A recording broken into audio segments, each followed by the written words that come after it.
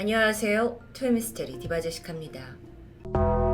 일본 교토시 사쿄구 남쪽에 위치한 작은 마을 이와쿠라 하타에다초. 여긴 교통 중심부에선 좀 떨어진 교외 지역인데요. 철도와 도로를 따라서 거주지가 형성되어 있고 그 외 나머지는 농지와 산이 대부분인 아주 한적한 마을이었죠. 때는 지난 2007년 1월 15일 저녁 7시 45분. 이 마을에 살던 A씨는 평소처럼 자전거를 타고 도로를 지나서 집으로 향하던 길에 문득 아주 낯선 광경을 목격하게 됩니다. 논밭이 펼쳐진 곳에 세워진 자전거, 그리고 그 옆으로 얼굴을 한 번도 본 적이 없는 웬 남성 한 명이 밭 쪽을 본 채 주저앉아 있는 겁니다. A씨는 누구지? 하면서 그대로 지나쳤지만 이 왠지 모를 찜찜한 기분이 사라지지 않았죠. 결국 그는 30초 정도 앞으로 가다가 다시 자전거를 돌려서 그 남성 쪽으로 향했는데, 아니, 이 짧은 시간에 남자는 이미 사라져 있었습니다. A씨가 싱겁게 발길을 돌리려던 차 화들짝 놀라게 되는데, 도로 옆에 밭 쪽에 웬 젊은 남성이 쓰러져서 신음하고 있었던 겁니다.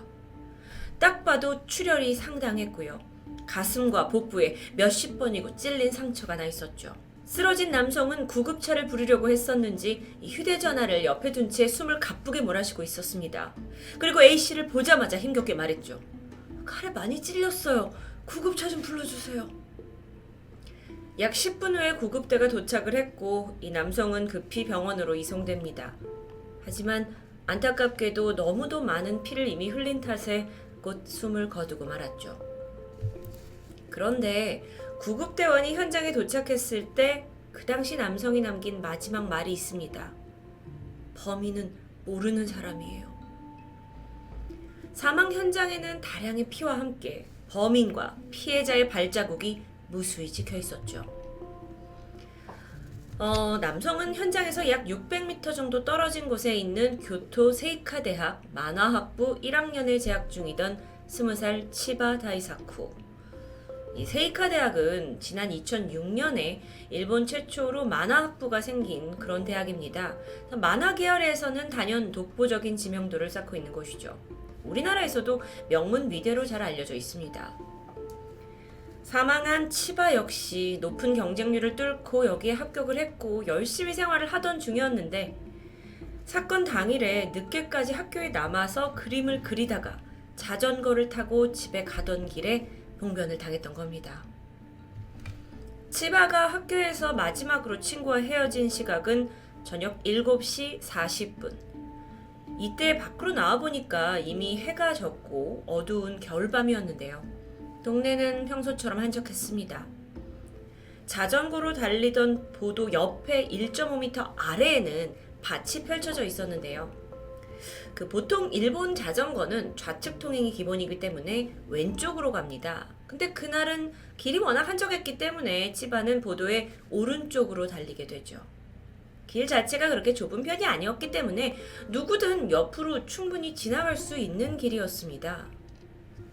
그러던 중 바로 앞에서 좌측 통행으로 달려오던 자전거가 있었고 이렇게 마주보게 된 겁니다.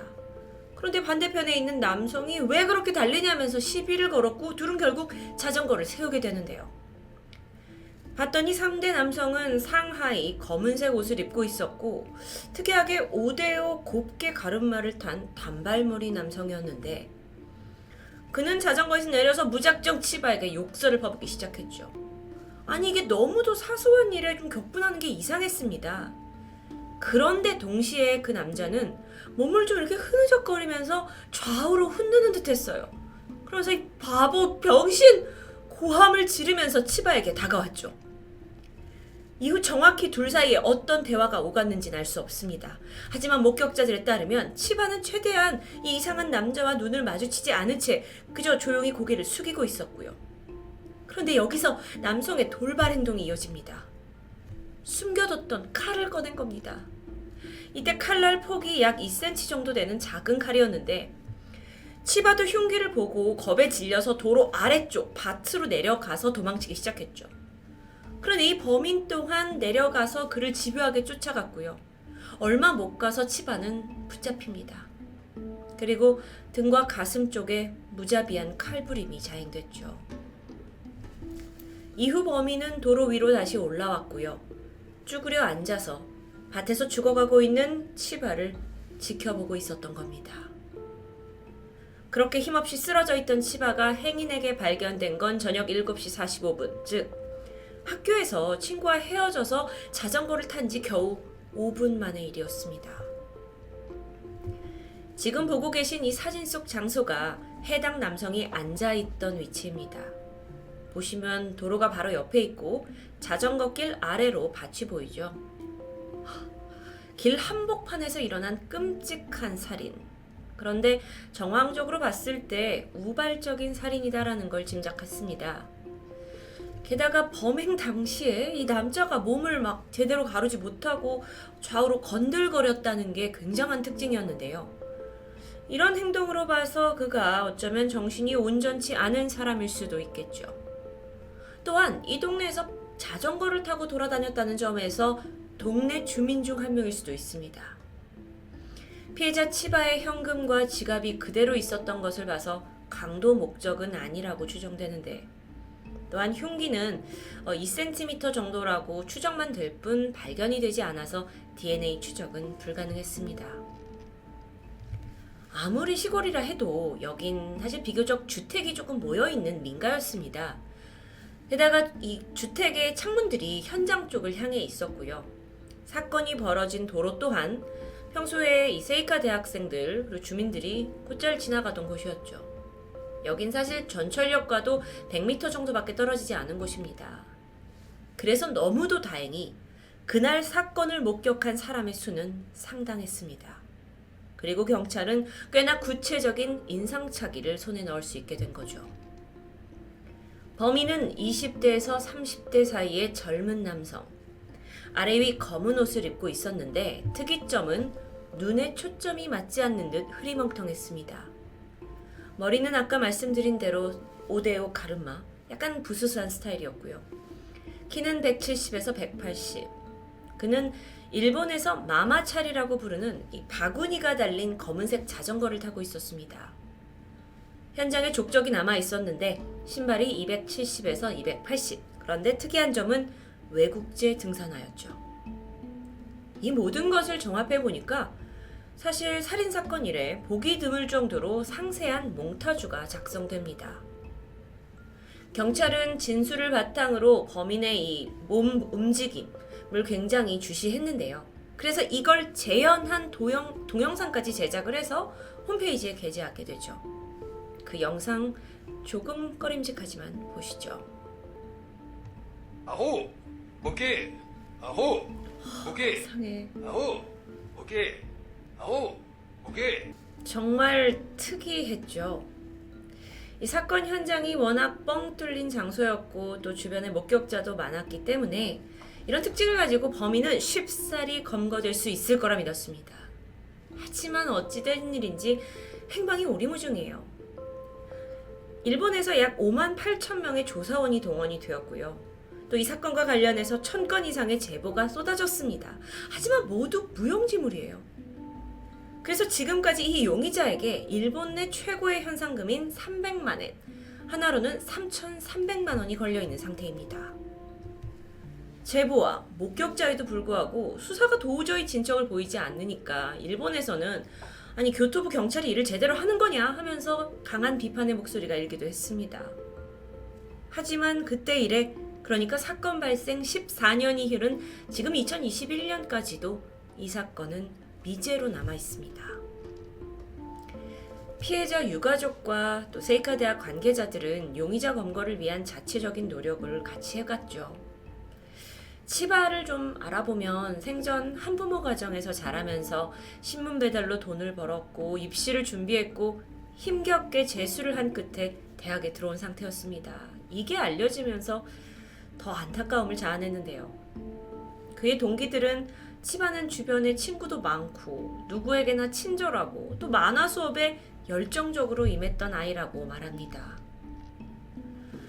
교토 세이카 대학의 교수이자 만화가인 사소우 아키라 씨는 1월 15일은 매년 돌아오고 있다. 하지만 시간은 10년 전에 멈춘 채다 라고 말하면서 이 치바의 죽음에 안타까움을 표현했죠. 뿐만 아니라 그는 제자들과 함께 이 사건의 개요와 치바 씨의 생전 인품 그리고 범인의 몽타주를 담은 만화 책자를 직접 제작해서 회포하기도 합니다. 피해자가 생전에 그토록 좋아했던 만화의 힘으로 억울한 죽음을 달래자는 생각에서였죠.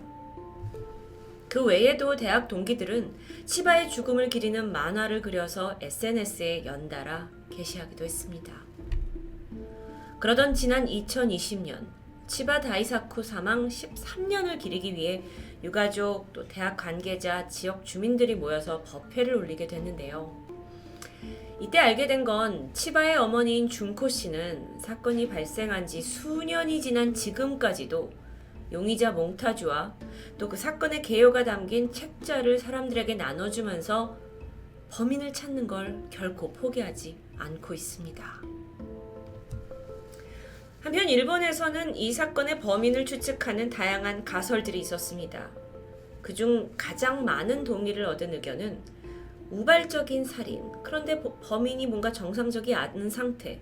그렇다면 그는 이미 감옥이나 정신병원에 들어간 건 아니냐라는 주장이었죠. 일리가 있어 보입니다. 특히나 우리나라 화성 연쇄살인 사건의 이춘재의 경우가 생각나는 부분이죠.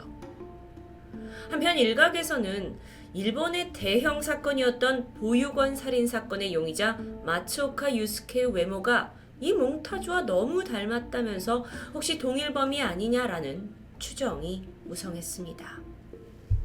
그런데 여러분 생각나시나요? 살인 직후 망연자실하듯 이 도로에서 앉아 있으면서 죽어가는 치바를 보고 있던 범인. 그래서 일부에서는 어쩌면 이런 충격적인 사건 이후 그가 스스로 생을 마감한 게 아니냐. 그렇지 않으면 도저히 14년간 어떻게 이 남자를 못 잡을 수 있냐? 라는 주장도 일고 있습니다. 20살, 꿈 많던 만화각도의 황망한 죽음, 치바 다이사쿠. 이 주변 사람들이 지금까지 계속 용의자를 찾기 위해 노력한다는 사실은 정말 안타까운데요. 보시는 것처럼 그 교토의 현장에는 이 사건을 알리는 현수막이 여전히 세워진 상태죠. 끝이 보이지 않는 듯한 장기 미제 사건. 누군가에게는 그저 오래전 일어난 살인사건 정도로 치부될 수도 있습니다. 하지만 피해자의 가족과 그 주변인들에게는 마치 어제 일처럼 그 고통이 계속되고 있겠죠. 토요미스테리 디바제시카였습니다.